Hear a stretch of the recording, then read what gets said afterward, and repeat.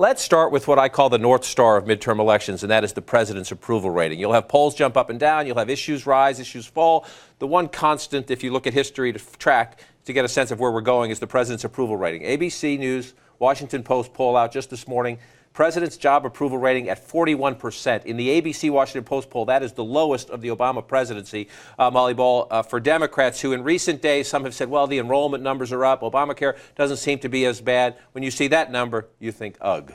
Yeah, I mean, this is absolutely a low point for Obama for his entire presidency. And there are a lot of Democrats who really did think he'd turned the corner. A lot of Democrats who thought that, you know, after a steady stream of good headlines on Obamacare in particular, that maybe that was something that was just sort of temporary, that now that the website's working and people are enrolled, that people would start feeling better about Obama. But you see what's driving this. He's got a low rating on healthcare, but also a low rating on the economy and a very low rating on his handling of the situation on Ukraine.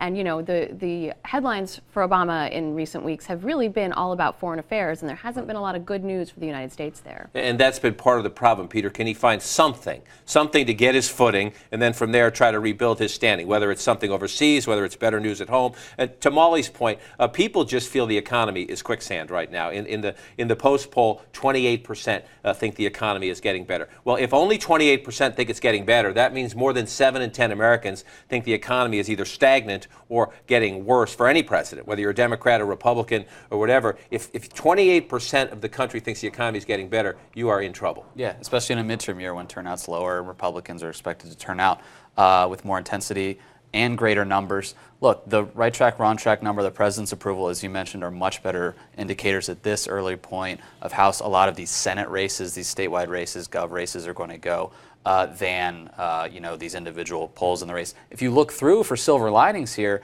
the one takeaway for me is just that the Republican brand is so damaged still.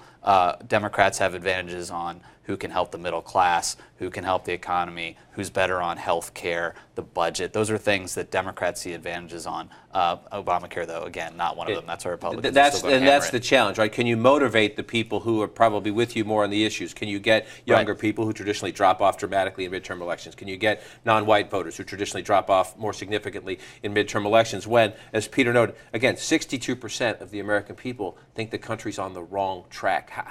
Will any Democrats, now the president just a week or so ago was saying, be assertive, embrace Obamacare, campaign aggressively on it. Will they listen to a president? If you're in a tough race and you're a Democrat, do you listen to a president when 60% of the country says we're on the wrong track and he's at 41? It's hard to imagine a lot of these vulnerable Democratic candidates suddenly wanting to put themselves on the line and be the one who steps out as sort of the poster child for Obamacare, given numbers like this and given the fact that the president is now out front on it and the president is not popular. I think there may be an impulse to sort of let him take all the flack for it while other candidates position themselves in more nuanced ways or try to make their individual elections a choice rather than a referendum, right? Try to make their individual election more about who they are and who their opponent is, particularly who their opponent is and what they stand for, and some of these other issues where, as Peter's mentioning, the Democrats generically do have an advantage.